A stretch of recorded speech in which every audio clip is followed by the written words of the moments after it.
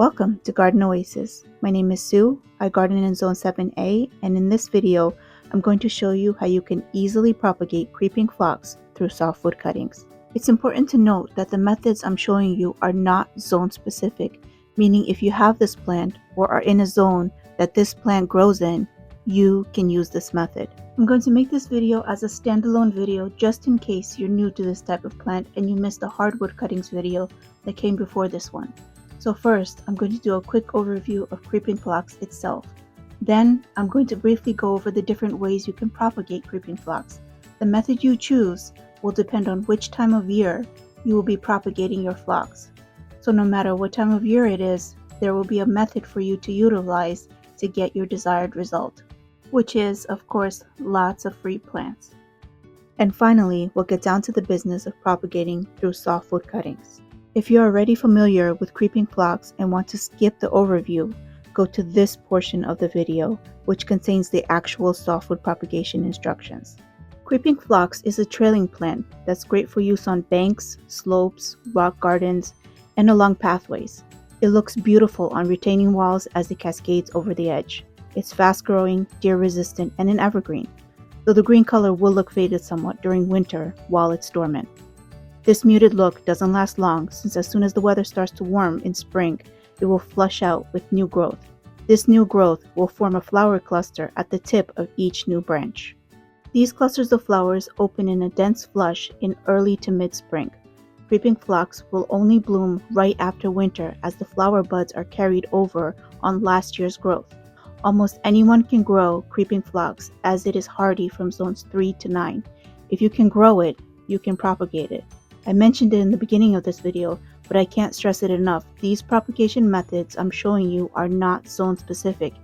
I don't want you to think that just because I'm in zone 7 that only people in zone 7 can use this method. Anyone in any zone from 3 to 9 where creeping phlox is hardy can use these methods and be successful. Don't worry, you got this. Finally, creeping phlox likes full sun but can tolerate dappled shade. It will stay 6 inches tall and grow outward. As it grows, it will cover the bare soil, keeping the roots of the neighboring plants shaded in the summer sun, and will also suppress weeds. There are 3 main ways this plant is propagated or multiplied. You can dig it up and divide it, as it will have rooted itself into the soil as it grew outward. So you can just get a shovel under a section of it, separate it from the main plant, dig it up, and transplant it. I just like doing this because it leaves a bare spot where weeds will now grow, and I've wasted my time and energy digging it up when it wasn't absolutely necessary.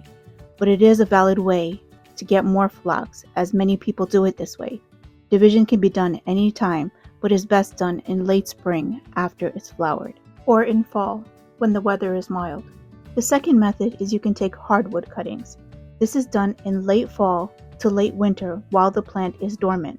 I have a video on this and will link it in the description. And finally, you can take softwood cuttings, which is what we will be doing today. This is done during the growing season using fresh growth from that same season that has had a chance to harden off or toughen up a bit. Softwood cuttings are taken from new growth that emerges during the growing season. It's best to take these softwood cuttings after your phlox has flowered. This works out perfectly as it allows you to enjoy your flowers while you wait for the new growth to harden off a bit. You want your cuttings to be firm and not soft and floppy. They will be able to better withstand the trauma of being separated from their water source if you allow them to firm up a bit. Just waiting a small amount of time, like 2 to 3 weeks after they started flowering, allows the new growth to develop a tougher skin that retains moisture for you, eliminating the need for a mist system or humidity dome or a greenhouse. You'll be able to just leave the cuttings in a shaded spot outside and just keep them watered. That's it. That's all that will be required of you. Just water them. That's not to say you will completely fail if you take the softwood cuttings earlier. I had someone ask in my hardwood cuttings video if, in a pinch, one could take cuttings that were currently in flower. Let's say you had only that one day to take the cuttings. I didn't know the answer as I'd never cut off the flowers to propagate it. I wait for the flowers all year. Cutting them off had never occurred to me, but for this video I tried it just to see what would happen. The results were that they kind of struggled along a bit, half died and half didn't. So now we know that you'll get about a 50% success rate from cutting taken while it's in flower. So if in a bind, go ahead and take the cuttings and you will get some to root. But if you can wait until after they flowered, I'd go ahead and do that. Not only will you have a chance to enjoy the flowers, but you'll have a much higher success rate. My general rule of thumb is to just wait till the flowers start to fall off and check the stems for new growth. What you're looking for is this new growth that will emerge after it's finished flowering, indicating that the energy is spent making the flowers has now been replenished and it's ready to start growing again. Once you see this, you will have two options. You can use the stem that's flowered as you're cutting, leaving that tender new growth on there, or you can wait a few more weeks and let that new growth grow out a bit, and then you'll be able to use each one of those new shoots as their own cutting. So now you have two options that you can utilize depending on when you take these cuttings. Flowering stems in mid-spring or new shoots in late spring to summer. By then, those new shoots will have matured enough to be making their own new shoots. If you're taking the cuttings right after it's flowered, you're going to take this spent flower stem and follow it all the way down to where it's growing from. You don't want the new emerging growth at this time as it's still too young.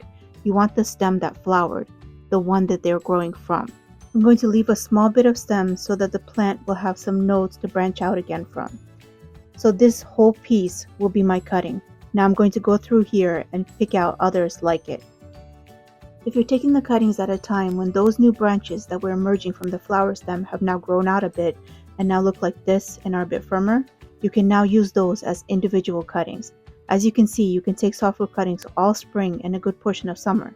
However, don't wait too long. As the summer heat gets scorching hot, your phlox cuttings will be under more stress to stay hydrated.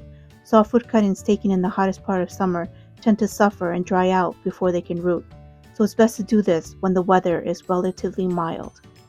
Put some potting soil in pots or whatever you're going to use. It has to be potting soil and not garden soil. Garden soil stays too wet and rots the cuttings before they can root. You can place your cuttings either in individual cells, so you can spread them out later in the garden like I did here, or place multiple cuttings into one pot so you can get a denser plant faster.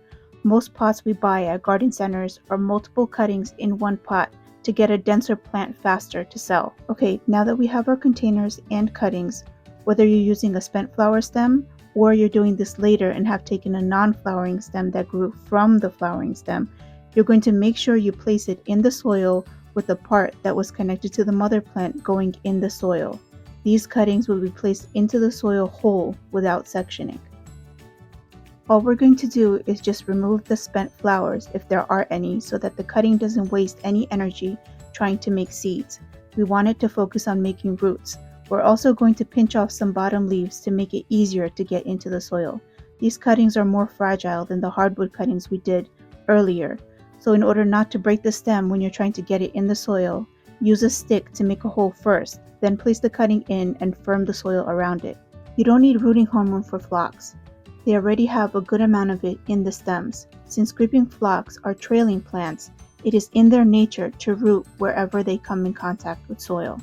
Once you've stuck your cuttings, you're going to place them in a shaded spot like the north side of your house or under a dense tree or on the north side of a fence, where the rays of the sun won't touch these cuttings while they're rooting in. They will remain in the shade for the rest of the growing season. Don't worry, they'll be fine. Just make sure the soil never dries out. Once your cuttings have rooted, you can plant them out in fall when the summer heat has dissipated. By autumn, your cuttings will be ready to be planted in their permanent home. The cool fall weather is perfect for planting out cuttings. The weather is mild, allowing them to avoid getting transplant shock, and they will be able to root into the ground a bit and then go dormant for winter. Just remember, these cuttings won't look like much when you plant them out. They'll just look like pitiful little sticks in the ground, but don't be discouraged. Your little cutting will be concentrating on building a root system and storing energy in those roots to then explode with growth the following spring. Just keep them watered. Throughout this whole process, water is what they need from you. So here's what your cuttings will look like the following growing season. So after you plant them out in the fall and they've exploded with growth in the spring, they look like this by late spring. And they still have the rest of the growing season to fill in. And that brings us to the end of this video. Please feel free to leave a question in the comments section if I didn't explain something properly, or you just like some clarification on something I've said. Don't forget to hit the like button, it helps with the algorithm, and follow for more gardening adventures. Happy gardening!